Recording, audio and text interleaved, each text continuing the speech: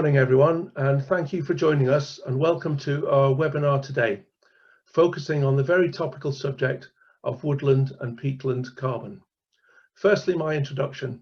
I am David Edwards, and I am Tilhill's Regional Manager for Wales and the Marches, and it is my pleasure to be your host today.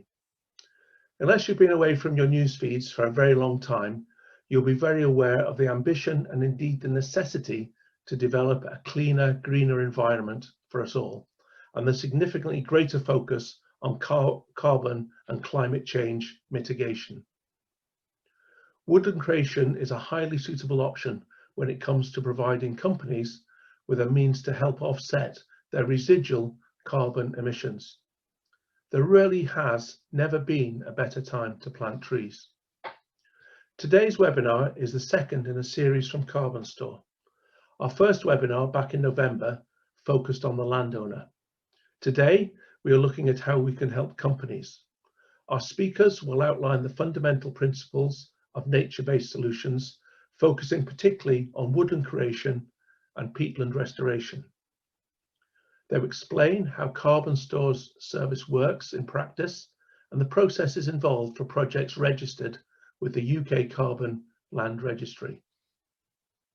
Finally, they will illustrate the significant benefits our work can bring to your organisation's ESG and CSR-related efforts. I hope this webinar, entitled Crafting Nature-Based Solutions for Your Business, will explain how we can help you to create vibrant, healthy woodlands or reinvigorate damaged peatlands to help protect our environment, enhance our wildlife, and benefit wider society. It is delivered to you by two experts in carbon offsetting. We'll have some time for questions and answers at the end, so please ask those questions using the Q&A function on the screen, and we will endeavour to answer them as best we can once we've heard from our presenters. Our first speaker is Andy Baker, Project Manager for CarbonStore. Andy has a BSc in Ecology and Environmental Science from Edinburgh University and gained his wide-ranging forestry experience within Tilhill, with carbon sequestration having been the driver for his forestry career. Andy also represents the Institute of Chartered Foresters on the Woodland Carbon Code Advisory Board. So I'll hand over to Andy. Thanks a lot for that, David. I'll just get my screen shared now. Hope you can all see that okay. And yes, good morning, everyone. And thank you for... Thanks a lot for that, David. I'll just get my screen shared now. Hope you can all see that okay. And yes, good morning, everyone. And thank you for listening to our webinar today. Being a new, rapidly evolving and widely discussed market, nature-based solutions are inevitably attracting their fair share of jargon and acronyms. And so I'll start by looking at the basics, by defining nature-based solutions. So according to the Nature-Based Solutions Initiative at Oxford University, they are actions that work with and enhance nature to help address societal challenges. Typical examples include creating, protecting, or restoring our forests and our wetlands, such as peatlands. They also include efforts to bring nature into our cities, or even work to revitalise coastal ecosystems. Our work at CarbonStore concentrates on two of these elements. We help create and protect woodlands and forests across the UK, and we also help restore the vast swathes of damaged peat bogs across Britain. So in line with Oxford University's definition, this work has widespread benefits which directly address society's challenges. By damming and vegetating a damaged peat bog, you are reducing carbon emissions and strengthening the ecology of the area. By planting a new woodland, you are laying the foundations of a natural carbon sink, a wildlife haven, and an organic water filter all in one. So while these outcomes obviously benefit us all, there are two main parties involved in any carbon-related woodland creation or peatland restoration effort.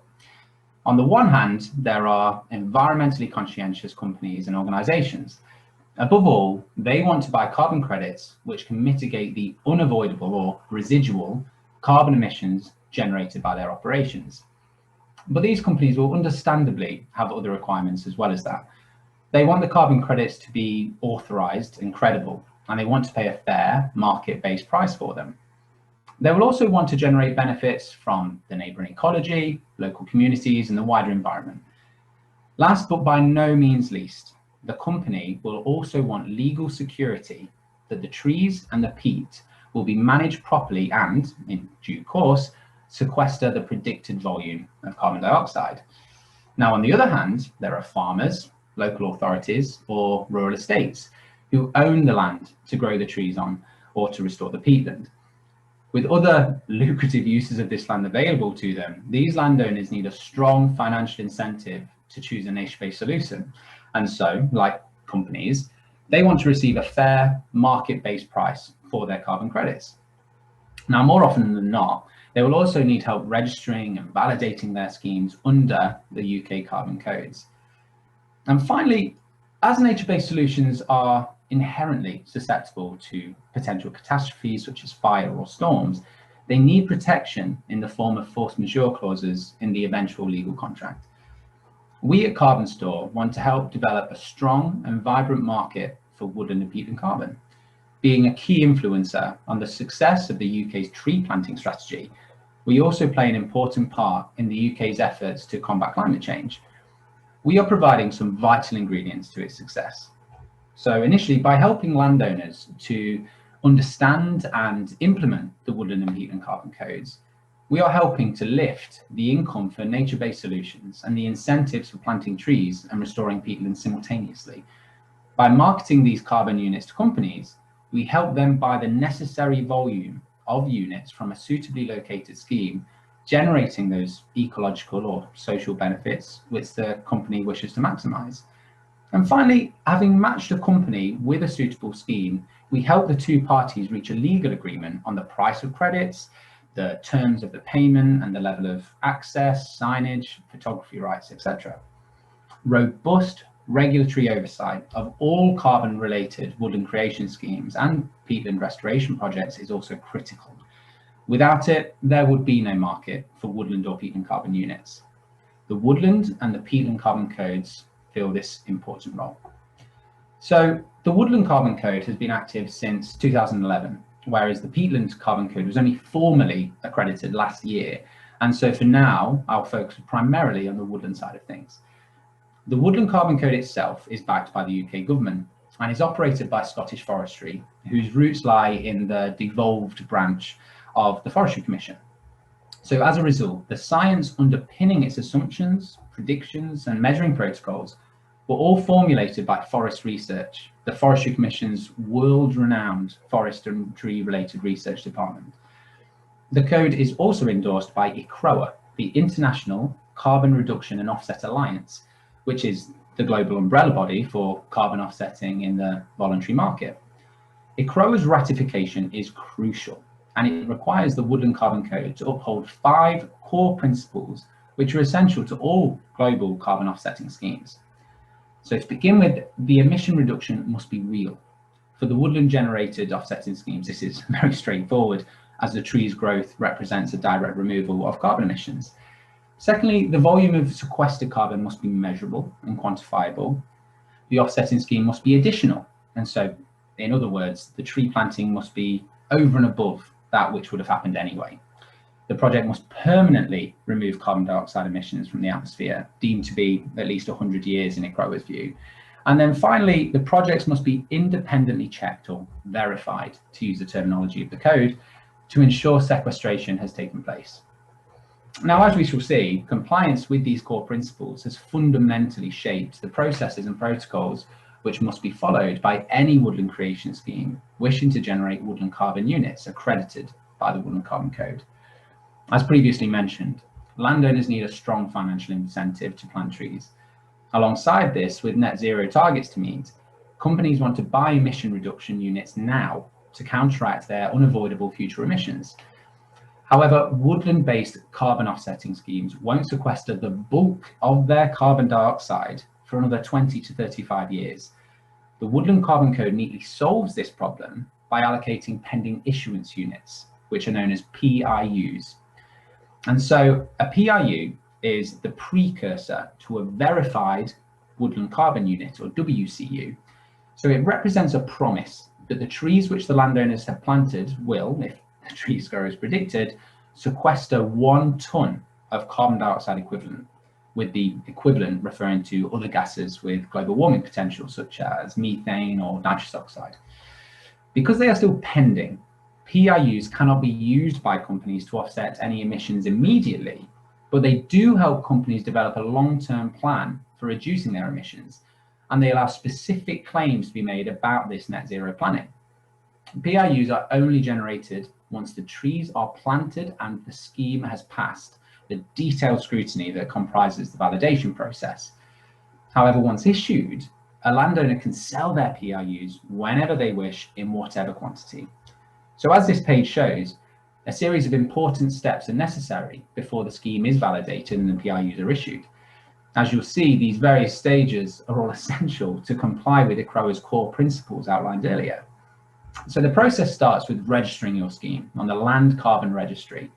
Akin to a bank account, this establishes a place where PIUs and WCUs are held in the landowner's name. Registration is usually completed whilst the scheme is being designed. So once a date for planting is in the diary, the preparations for validation can begin.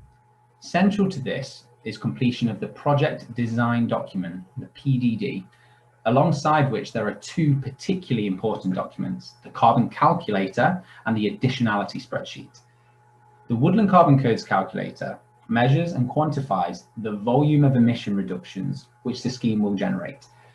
The calculator itself is a formulaic spreadsheet into which you enter the specific facts and figures about the proposed planting scheme, such as its size, species composition, soil type, etc. Having inputted this data, the calculator, which uses assumptions developed by Forest Research, tells you the volume of carbon dioxide which the scheme is expected to sequester, which is expressed as PIUs. The additionality spreadsheet, on the other hand, is designed to show that carbon-related income comprises a meaningful portion of a scheme's planting and establishment costs, so that without carbon funding, the scheme would not proceed. Now, once the project design documents have been completed and the trees have been planted, the scheme is ready to be validated by independent auditors. And at the moment, these are either Organic Farmers and Growers or the Soil Association. Assuming all is okay and the scheme passes the validation checks, the landowner is issued with PIUs, which are allocated to the corresponding account on the Land Carbon Registry. 5 years after the start of planting, the scheme is then ready for its first verification, when the same independent auditors verify that the trees are well established, growing healthily, and are sequestering carbon dioxide. All being well, the project will convert a proportion of its PIUs into WCUs following this verification. This should be followed by further conversions when the scheme is verified again in year 15, and after that 25, etc., until all of those PIUs have been converted. So I'll use the final page of the presentation to briefly explain the Peatland Carbon Code. Now, it's a more recent innovation than its Woodland counterpart, having been established in 2015 and accredited last year, and with just one scheme, Dry Hope, in the Scottish Borders, verified so far. So this is managed by the International Union for the Conservation of Nature, the IUCN. So the basic logic that underpins the creation of peatland carbon units, or PCUs, is quite different from woodland carbon units, or WCUs. While a woodland creation scheme sucks greenhouse gases out of the atmosphere, a peatland restoration project reduces the current emissions from eroded peatlands. And so this is why they are classed as avoided emissions. So according to the IUCN, 1 hectare of actively eroding peat bog releases up to 24 tonnes of carbon dioxide equivalents each year. However, once that area has been re-wetted, revegetated, etc., this figure can be reduced significantly to 4 tonnes per year. So this represents a reduction of 20 tonnes of carbon dioxide emissions per hectare every single year. So aside from these basic differences, the principles and processes of the Peatland Carbon Code are very similar to the Woodland Carbon Code. For peatlands, each scheme needs to be registered in the Land Carbon Registry. A site survey then estimates the current level of emissions from the peat bogs themselves. Validation then requires the completion of the project design document, which details the restoration plan, the emissions calculator, which estimates the PIUs and PCUs, and the additionality calculator. Like the Woodland Carbon Code, a successful validation in the Peatland Carbon Code allocates PIUs to a peatland project, which are then gradually converted into validated PCUs as ongoing verifications confirm the reduction in emissions. So with that, I'll pass back to you, David, but please don't hesitate to follow up with any questions for the Q&A session at the end. So thank you very much. Thank you, Andy. We'll now hear from our second speaker, David McCulloch. David has a degree in accounting, finance and economics from Oxford Brookes, coupled with 18 years experience in the financial sector based in London and Tokyo. Initially as an equity salesman and latterly as a corporate analyst. Excuse me. Opportunities within Tilhill and now CarbonStore have enabled David to return to his rural roots in southwest Scotland and lead our carbon offsetting initiative, CarbonStore. So over to you, David. Thanks very much, David. Just to get my screen up and running, I hope you can all see that. And good morning, and thank you for the opportunity to speak to you today. Because as we were researching the market for woodland and peatland carbon in the run-up to CarbonStore's launch last September, we were very aware of 6 important requirements of the woodland carbon market which needed to be satisfied. Because as Andy's presentation has shown, the various procedures and practices associated with the woodland and the peatland carbon codes are complex. The carbon calculator, the 28-page project design document, and the intricacies of buying and selling PIUs, WCUs, and PCUs all require a high level of understanding and experience to grasp properly.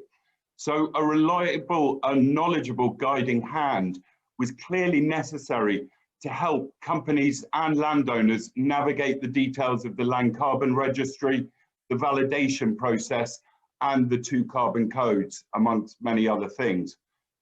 While this is clearly apparent at a practical level, it is especially important at a theoretical level.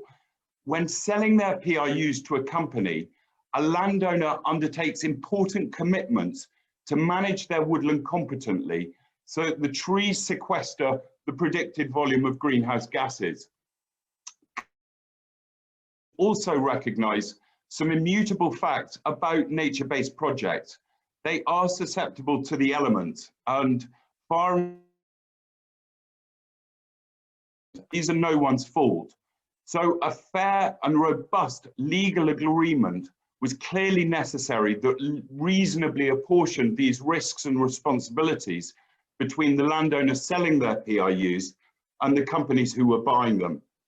So moving on to the next point, if the UK's woodland creation and peatland restoration efforts are to fulfil their environmental potential, the corresponding markets for woodland and peatland carbon units needed to expand and adapt significantly to provide proper support for this expansion.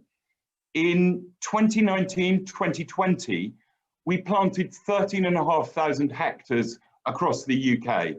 By 2025, the government is committed to planting 30,000 hectares every year, and the Committee for Climate Change recommends we plant 30,000 hectares every year right up until 2050. So these ambitious targets require woodland to become a financially viable alternative land use to, for example, moderate grazing pasture or perhaps even arable land. And the Woodland Carbon Code has been especially developed to provide this financial incentive. Unfortunately, until now, the structure of the woodland carbon market was inadequate both to handle the upcoming volume of carbon-related transactions and to provide participants with the necessary visibility on prices. The woodland carbon market needed a service which was not only properly equipped to meet these expanding needs, but which also provided its participants with the high levels of transparency and credibility on pricing. For our fifth point, it was obvious that both landowners and companies have a diverse array of needs and demands. Some companies want to buy land, plant it up, and generate carbon units from these own internally owned assets, and this is known as insetting. Other companies simply wanted to purchase already validated PRUs from already planted schemes. And another group of companies, perhaps keen to maximize their attachment to a project and enlist their employees in the planting process, wanted to engage with a woodland creation scheme before it was planted. CarbonStore's business model needed to be flexible and inclusive so that all these different needs could be fulfilled. And finally, it is essential that the UK's woodland creation schemes are competently executed. Our national tree planting campaign must be properly implemented, with the right species being planted in the right soils so that our woodlands and our wildlife habitats can flourish. We need skilled and experienced forest managers overseeing that work. So as a business division of Tilhill, the UK's leading woodland and forestry management company, CarbonStore is ideally equipped to ensure high standards of woodland creation. Tilhill employs more chartered foresters than any other UK organisation. Tilhill has over 70 years' experience in planting, managing and restoring award-winning woodlands and peatlands. CarbonStore is also linked with Mailer Forest nurseries, and this link secures our access to an increasingly scarce resource, the young tree saplings. Finally, Tilhill has its own in-house team of ecologists, and their advice on woodland creation and peatland restoration projects ensures that we maximise the ecological opportunities in our work. So alongside a carefully planned business model, these numerous strengths and skills allow us to meet all our corporate customers' various demands. At the most basic level, we can help companies buy off-the-shelf PRUs from ready planted schemes. We can help the two parties agree on a price and access rights, and we can provide a robust legal agreement that codifies this long-term contract. We can offer companies PRUs from a wide range of schemes in all parts of the UK, with varying sizes, ecological features and social benefits. By working with a wide variety of forest managers and landowners, both within and outside Tilhill, we can maximise the range of available projects. Companies may also want to engage with a project before it's planted. This not only secures their access to PRUs, for the landowner, it can secure their cash flows. And our wide-ranging contacts amongst landowners and our links with Tilhill enable us to implement these arrangements so that the landowner and the company can both benefit from a professionally designed, skillfully planted and ecologically diverse woodland. As the UK's leading forest manager, Tilhill is working on several landscape scale projects, some of which combine natural regeneration, woodland creation and peatland restoration all under one umbrella. And we can help companies and landowners establish the long-term relationships for these larger projects. And finally, I mentioned insetting earlier as a popular way for companies to offset their emissions. And again, we can help. Tilhill's investment and property team can advise on the land purchase, which the forest managers can then plant, while we in CarbonStore can make sure you optimise the carbon opportunities from that purchase. So aside from offering a flexible and versatile package of services, we also provide a platform in which companies and landowners can exchange PRUs, WCUs and PCUs, however large or small the volume, in a way that achieves a fair and transparent price for both parties. This requires a different approach to the mechanism that has prevailed until now. Under the conventional format, An intermediary effectively buys carbon credits from a landowner, which that intermediary then sells on to a corporate buyer. And the price differential between the purchase and the sales price is then an influence on their level of profits. We believe this created a rigid market with an opaque pricing mechanism that is ill-suited to deliver the necessary incentives to landowners. We have therefore tried to simplify the process. Once companies have outlined the volume of PIUs they want to buy, with their preferred species mix, the location, and the ecological characteristics, we can then offer them a range of suitable schemes and let them select the one they like best. That then elicits an introduction to the landowner so that the two parties can agree a level of access, signage, and photography rights. Most importantly, they need to settle on a fair price.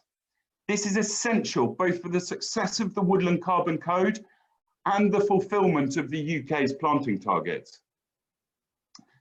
As we've seen, landowners need proper compensation for their PIUs and their WCUs. Without an acceptable price for their carbon credits, tree planting will not be viable against other alternative uses of their land. Similarly, if companies are paying unduly high prices for their woodland or their peatland carbon credits, they will consider other cheaper but perhaps less reputable alternatives overseas. And in that situation, we all lose out. At CarbonStore, we are simply an intermediary, helping landowners and companies create healthy, vibrant woodlands and restore damaged, decaying peat bogs.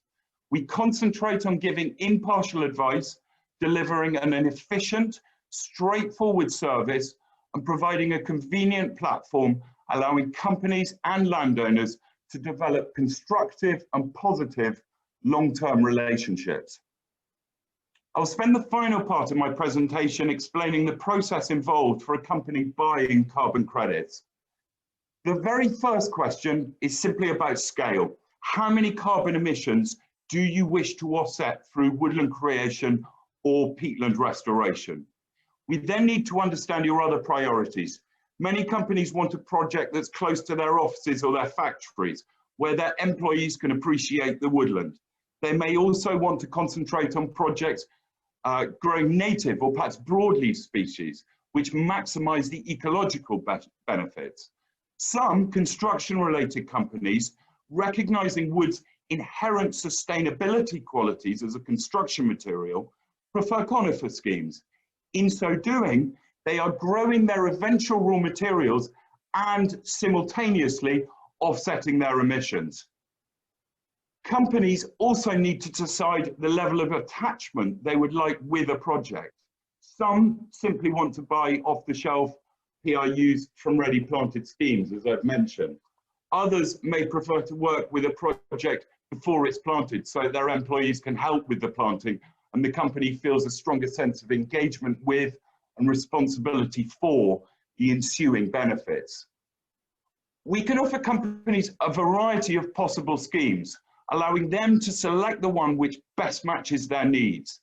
With the choice made, we then help the company and the landowner agree the basic terms of their agreement. Price is an important issue, but there are other priorities to consider. Some companies may want to arrange ecological educational tours of the woodland or secure access to it for their customers or employees to enjoy the nature and the wildlife. We can help reach an agreement on all of these issues. As I've mentioned, pricing trends are opaque in the market and we would like to improve that. To give you a ballpark guide on prices at the moment, I've heard 2 landowners in the past week cite between £10 to £12 as a fair guide for PIU prices on schemes across northern and central Scotland. Charitable-based projects in southern England, where project visibility is much higher, are currently commanding around £25 per PIU. With prices and access rights agreed, we can codify these in a legal agreement. Alongside these specific points, our contracts aim to encourage good silviculture. The landowner must agree to manage their woodland properly, However, we also ask companies to appreciate that natural capital is inherently susceptible to natural forces such as wind and fire, and that's especially the case in today's changing climate.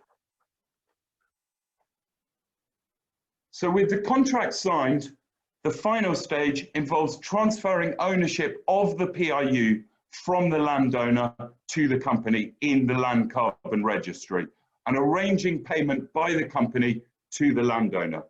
In the fullness of time, the PRUs will be commuted to WCUs on verification, and the company will be issued with those accredited WCUs, having not only reduced our carbon emissions, but simultaneously brought huge benefits to our wildlife, our countryside, and all of us.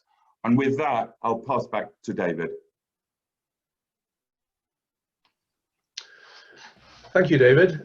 Now for questions. So if I can make sure that David and Andy have got their mics on. First question. This is one for you, Andy. Does a buyer need to register with the Woodland Carbon Scheme, or is it only the seller producer that needs to? No, that's a good question, Andrew. So we have our own account on the IHS Market Registry, and what we can do is we can retire those units or assign those units to your company without you necessarily having to set up your own account. Now, if you're looking at investing to a big scale, I think the cost of registering as a company is about £400. It may be worthwhile just so that you can then manage your own units alongside us, if that makes sense. But no, essentially you don't have to. Okay, thank you, Andy. One for David from Alex Sutton.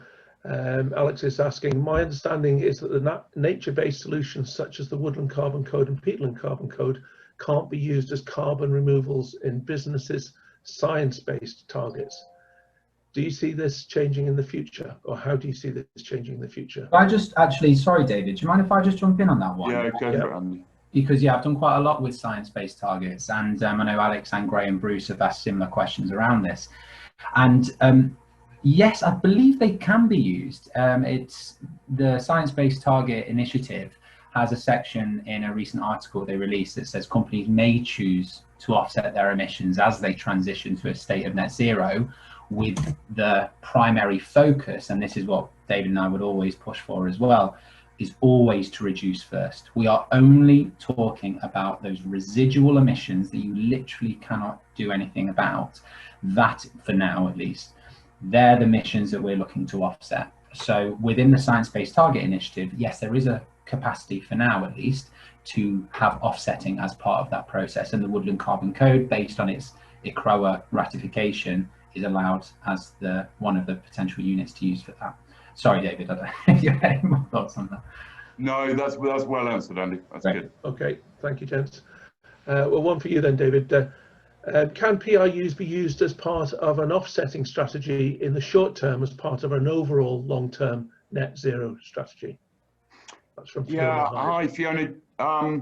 So just to outline the differences between a validated PRU and a verified WCU, because there are important aspects in terms of the claims that you can make as a company against PRUs, in which case you can say you are on the path to carbon neutrality.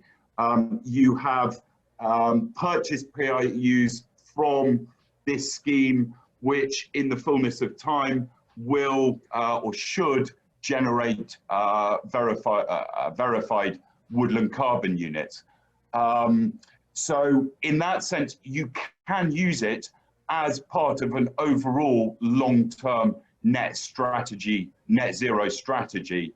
And I mean, if you want to have a discussion about it, we can go through the vintages of various projects and when their PRUs will be verified as WCUs, because depending on the species mix, different projects convert at different rates, basically.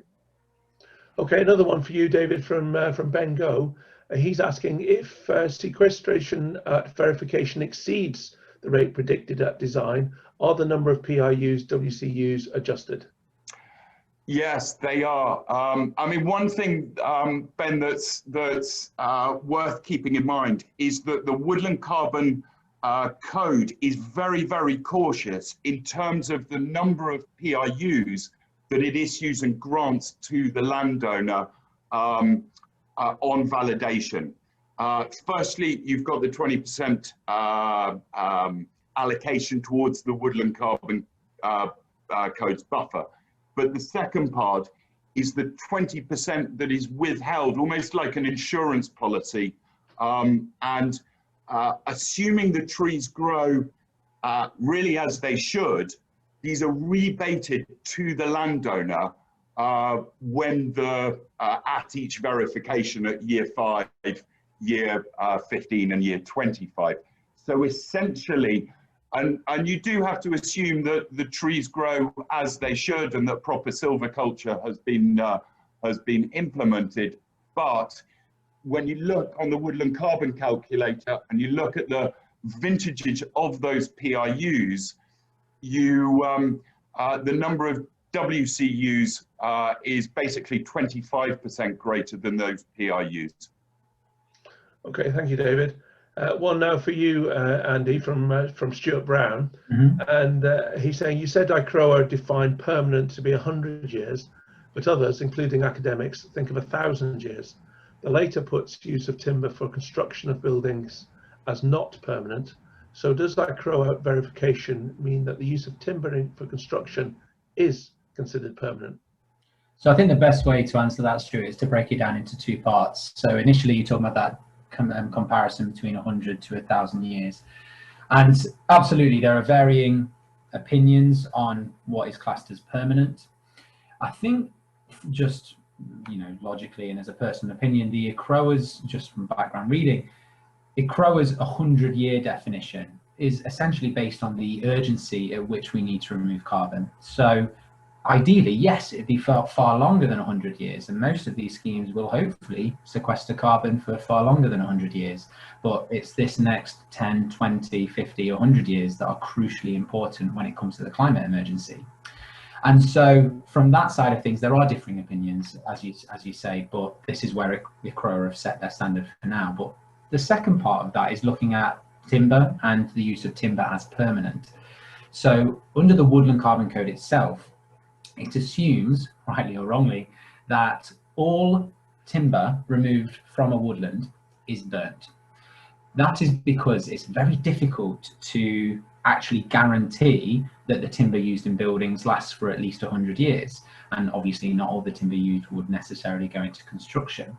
So at the moment, the embedded carbon within timber, the carbon that's stored within those timber products, isn't accounted for whatsoever within the Woodland Carbon Code. They only account for timber within the woodland gate. Now, that's not to say that commercial schemes actually thinning and potentially clear felling those woodlands will not be assigned any units. Essentially, what they do is try to be as fair as they can, because if you clear fell or thin a woodland, you have to replant those trees. There's no way about it. That's the law. And so based on that, if you were to have a woodland over 3 cycles and you were to clear fell that woodland over time, there's an average amount of carbon that is retained within that woodland gate, if you see what I mean. And so that is the proportion of about 30% of the carbon units in comparison to if you just left it permanently. That was a very long-winded answer, so I do apologise to it, but I hope that makes some sense. All right, thanks, Andy.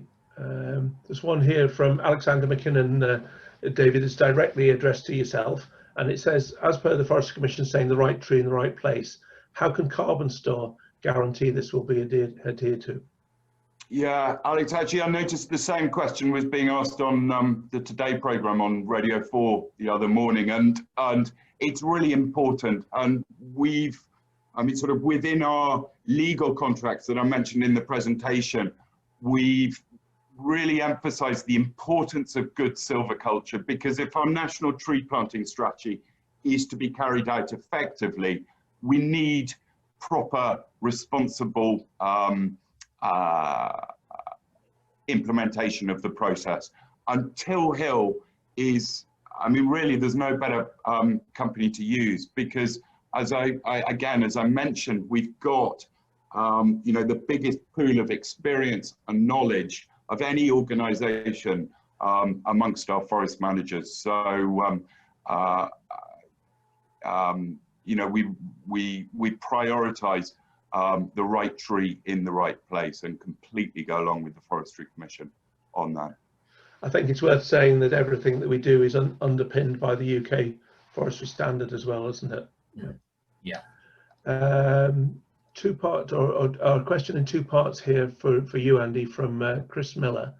The Woodland Carbon Code states companies can compensate for the UK-based emissions using carbon units from the Woodland Carbon Code projects, but not their emissions overseas or emissions from international aviation or shipping. Is that applicable for voluntary emissions? I believe so, Chris. So just, I think I understand the question, essentially asking if the national emissions are, if the voluntary market assigns the same principle to national emissions or international emissions, but because the Woodland Carbon Code itself is exclusively a voluntary market, yes, I'm almost certain that that is the case, but I just didn't want to. I don't know if I've fully interpreted the question properly. David, I don't know if you had any other thoughts on that, but I believe that yes, that's right. Maybe, Chris, if you don't think we've answered the question fully, if you want to get in touch with us, we can expand on the answer. I'm almost certain that I haven't answered that very well. Right, here's another one for you, Andy. Let's try with this one. I think, David, just to jump in on this one, I think we covered this earlier, just looking at the science-based targets. So I hope that Graham's happy with that answer as well. Right. So we'll leave that question for now, and we'll go on to Andrew Vaughan's question about what proportion of the 30,000 hectares to be planted per annum in the UK are likely to seek to sell their carbon units. So that's one for you, David. Yeah, I mean, there is no straightforward answer. In our assumptions, we've assumed 60%. So what are you looking at? About 18,000 hectares per year being planted or being registered. And very roughly speaking, if you're looking at very roughly each hectare of woodland sequestering between 300 and 350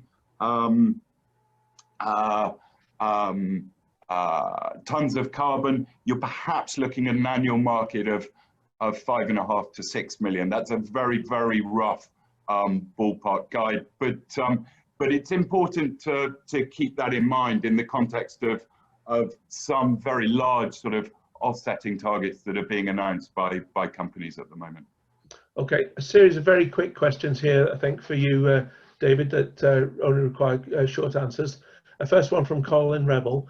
Are all the projects displayed on your online platform supported by Tilhill Forestry?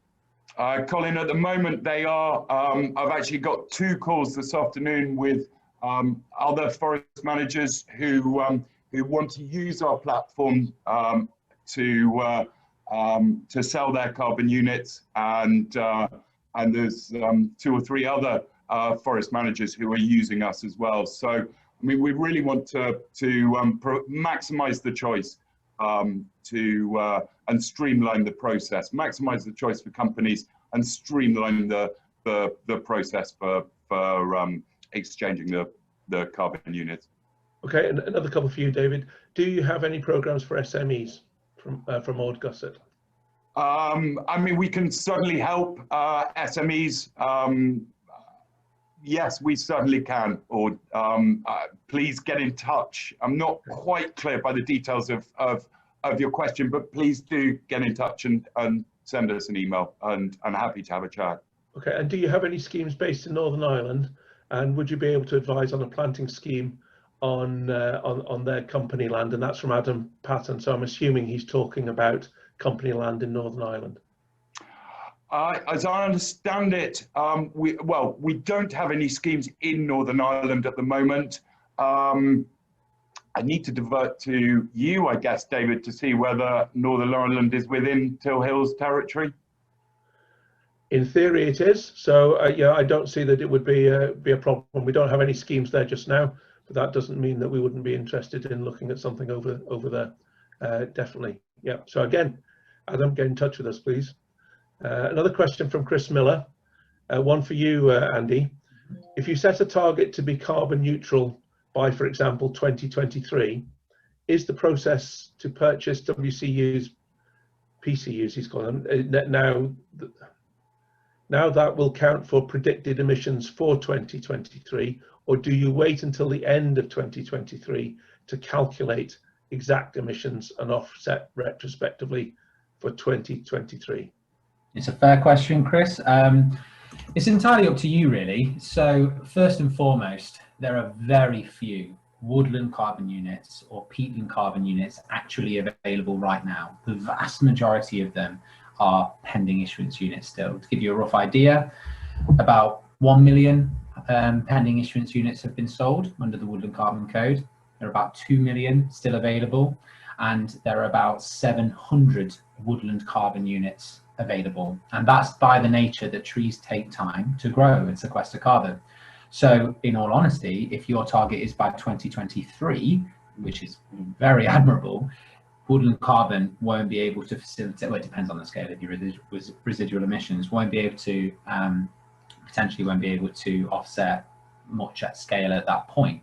By 2030, 2040, 2050, that's where woodland carbon really comes into its own. But let's just following that example, if you are looking at a carbon target by 2030, what may make sense is to actually buy a little bit of a surplus now and then be able to draw on that, essentially bank it, and then draw on that in the 2030s moving forward. So the companies that David and I have spoken to quite like that idea in the sense that they can plan their neutrality quite sensibly.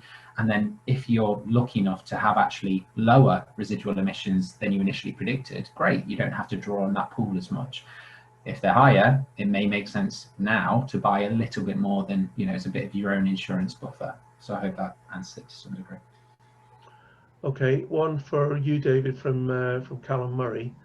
How do costs compare to buy land and plant to generate carbon units as opposed to simply buying units? Are there enough credits available to meet demand? And equally, is there enough land becoming available for planting schemes to generate the units? Yeah, so there's various points in all of that. How do the costs compare in purchasing land? I mean, I suppose the insetting we talked about earlier, and then simply buying the units. And the key issue on this is whether as a company you want to be left with a valuable asset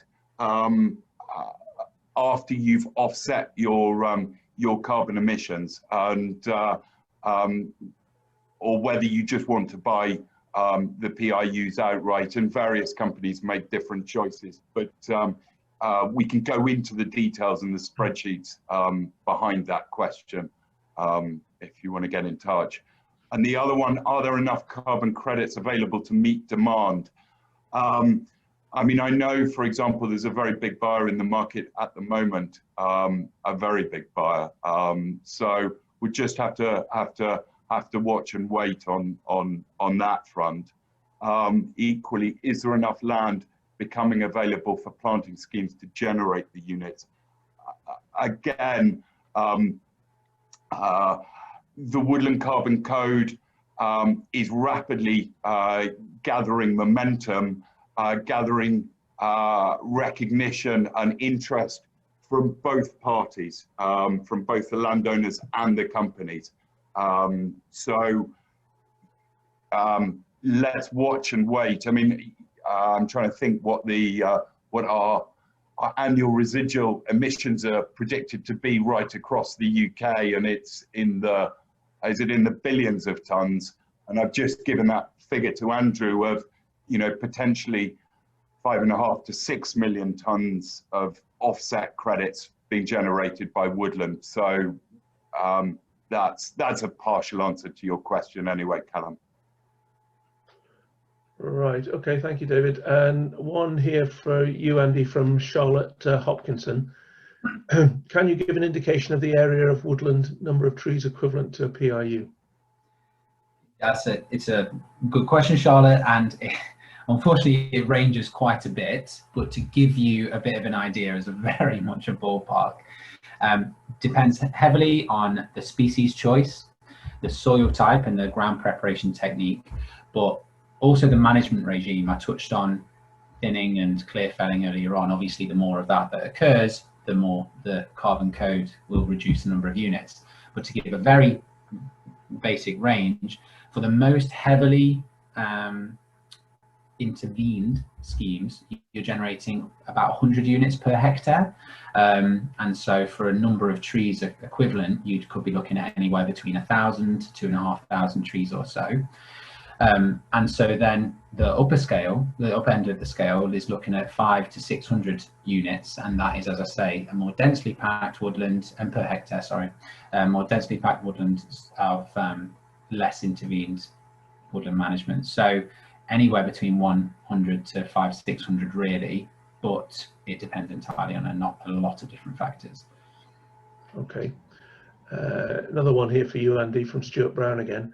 You mentioned natural events such as forest and peat fires several times. Yeah. If one of these does happen before maturity, what then happens to the value of the PRUs, and what does that mean for the owner of the PRUs?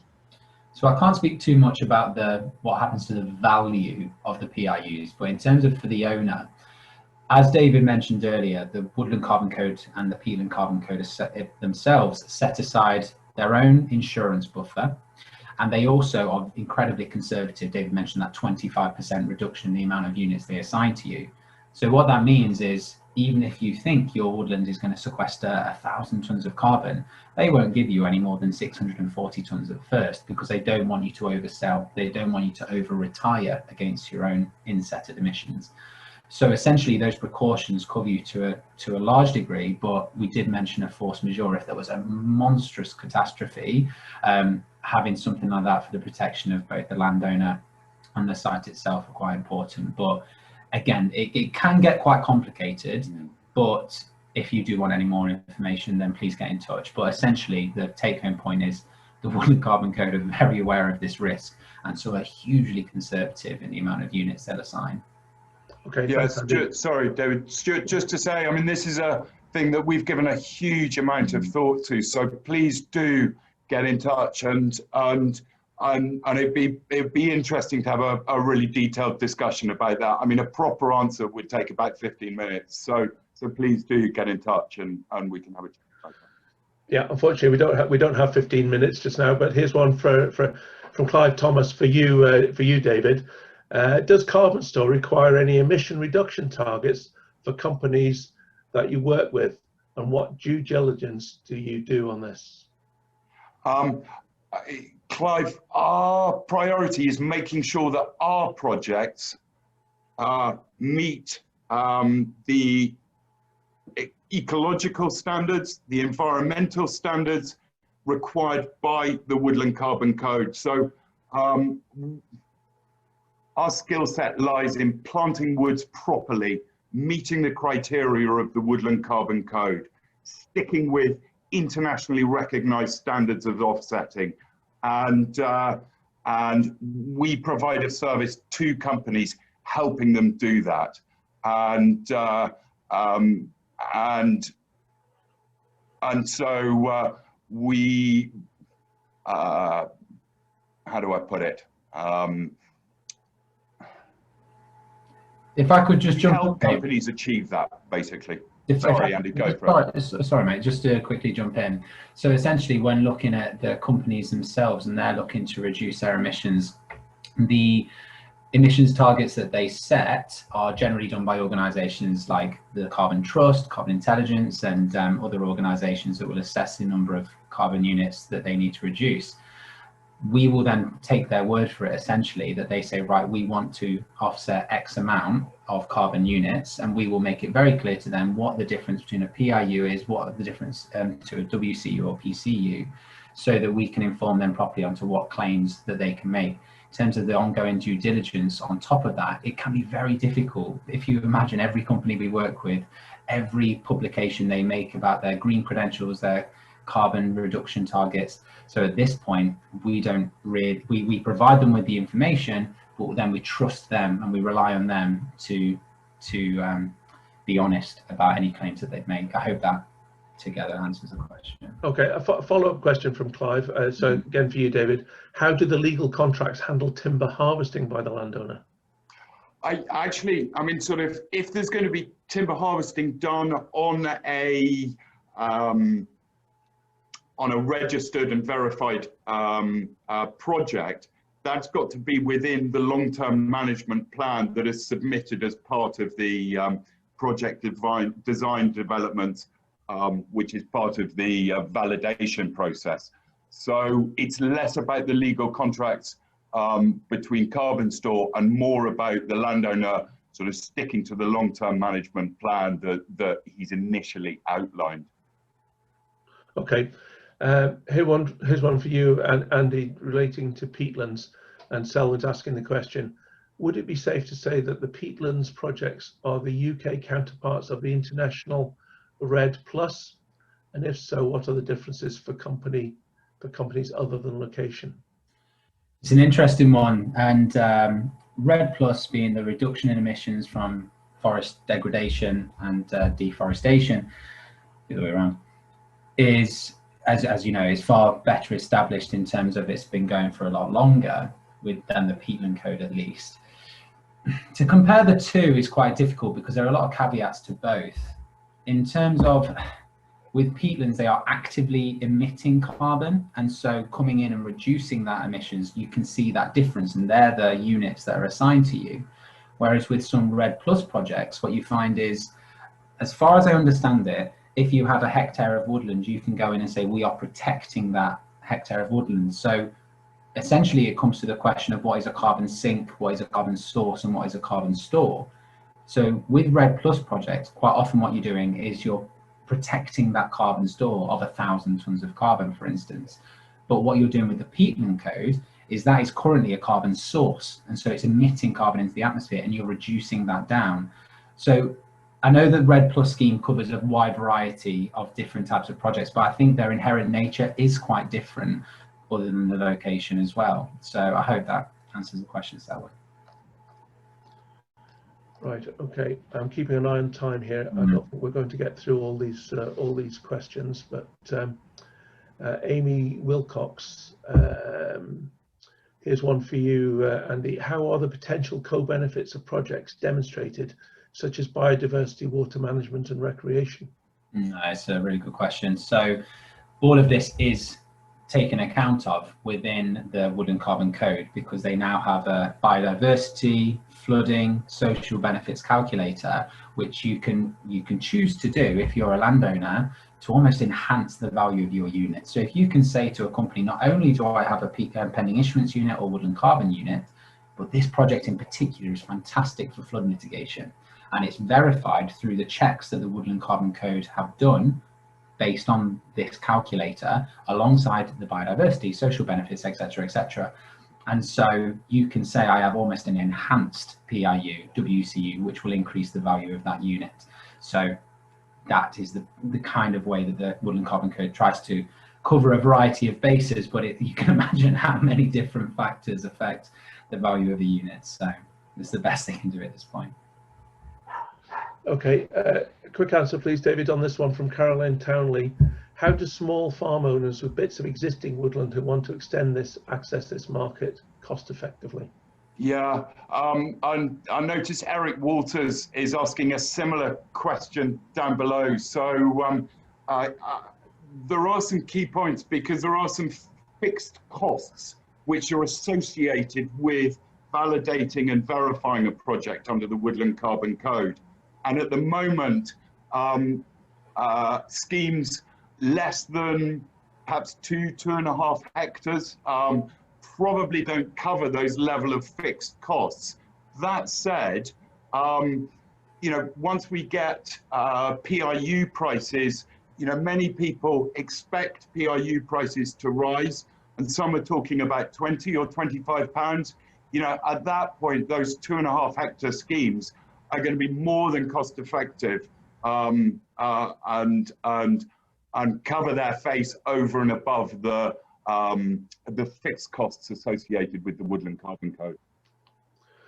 Okay, thank you, David. I'm afraid we're going to have to call a halt to it there. There are a number of interesting questions still to be answered, and that maybe participants can see on the screen. But I'd like to thank you both gentlemen. David and Andy have given us insight and a better understanding of how the carbon market works and how CarbonStore can help you to achieve your carbon offsetting ambitions. CarbonStore is unique. Its open and transparent approach to the carbon market, together with its partnership with Tilhill and Mailer Forest Nurseries, make it so. Together, we grow the seed, we design the schemes, we plant and manage the trees, and then we sell the carbon units. It's a truly one-stop shop. Over the years, Tilhill has planted over 1 billion trees. We do this as a living, we know what we're doing, and we want you to benefit from our experience. So thank you for listening and for your questions. And again, apologies for those questions that we didn't get to, but please do get in touch with us for further information on anything you've heard today. There will be a link to a recording of this webinar, and that will be sent to all participants. So please stay safe and goodbye.